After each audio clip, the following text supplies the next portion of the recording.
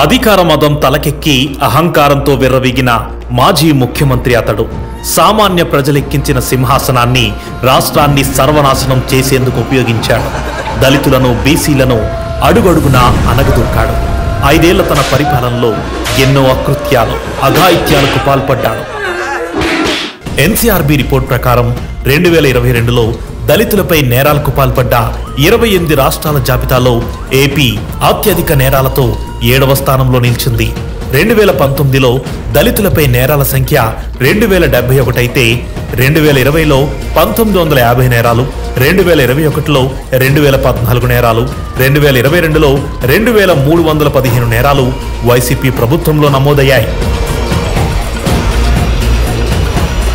కాకినాడలో 26 ఏళ్ల దళిత డ్రైవర్ను వైసీపీ ఎమ్మెల్సీ అనంత సత్య ఉదయ భాస్కర్ అత్యంత దారుణంగా చంపి అతడి ఇంటి ముందే పడేసి దర్జాగా బెయిల్పై బయటకొచ్చాడు.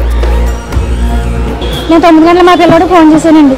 బాబు ఫోన్ చేద్దాం రారా, 9 అయిపోయింది, బ్యాంక్ వాళ్ళందరూ వెళ్ళిపోయారు, గేట్లు వేసుకోవాలా అన్నానండి. వచ్చేస్తున్నాను అమ్మ అన్నాడండి. నాకు తల పోటు వచ్చి నేను పడుకుని పోయానండి. ఇలాగ మా ఆయన చేశారు, 12:30 దాకా దాడి చేశారంటండి. చేసి సత్యబాబు ఇలా సుబ్బుకి యాక్సిడెంట్ అయ్యింది, నేను బండి ఇచ్చి పంపాను. మా ఫ్రెండ్ బండి కారులో తీసుకెళ్తే పెట్టండి, బండి ఎట్లా సత్యబాబు మా ఆయన అడుగుతున్నాడండి. ఆయన ఏమండి ఇలా పంపాను, మీరు టిఫిన్ తేలేదు, మనిషి ఏమో ఇలాగ అయిందే మా ఫ్రెండ్ ఫోన్ చేసి చెప్పాడు, నేను కారు వేసుకుని వెళ్ళాను, ఇలాగ అయింది మీ దగ్గర తీసుకొచ్చాను అన్నారండి. నిండా వేసుకోండి, బట్టలు తడిసిపోయిందండి. విశాఖపట్నం జిల్లాకు చెందిన వైఎస్ఆర్సీపీ ఎంపీటీసీ సభ్యుడి అనుచరుడైన సూరిబాబు ఒక దళిత యువకుడిని చెట్టుకు కట్టేసి అర్ధనగ్నంగా చేసి చెప్పుతో కొట్టాడు. కోవిడ్-19 మహమ్మారి సమయంలో డాక్టర్లకు సరిపడా మాస్కులు, పీపీఈ కిట్లు ఎందుకు సరఫరా చేయట్లేదని ప్రభుత్వాన్ని ప్రశ్నించినందుకు దళిత డాక్టర్ సుధాకర్ను వైసీపీ ప్రభుత్వం వేధించింది. ఆయన్ని చితకబాది రోడ్డుపై ఈడ్చుకెళ్లి చివరికి ఆయన చావుకు కారణమయ్యారు.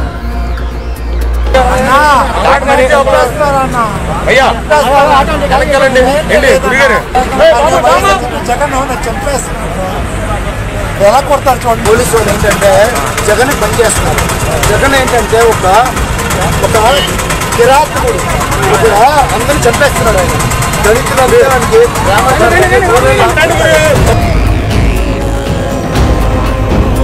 దళిత యువకుడు 25 ఏళ్ల అచ్చేర్ల కిరణ్ కుమార్ మాస్క్ ధరించినందుకు చీరాలలో ఒక సబ్ ఇన్స్పెక్టర్ చేతిలో దెబ్బలు తిన్న తర్వాత మరణించాడు. పోలీసుల దాడి కారణంగానే కిరణ్ కుమార్ మరణించాడని అతని బంధువులు ఆరోపించారు.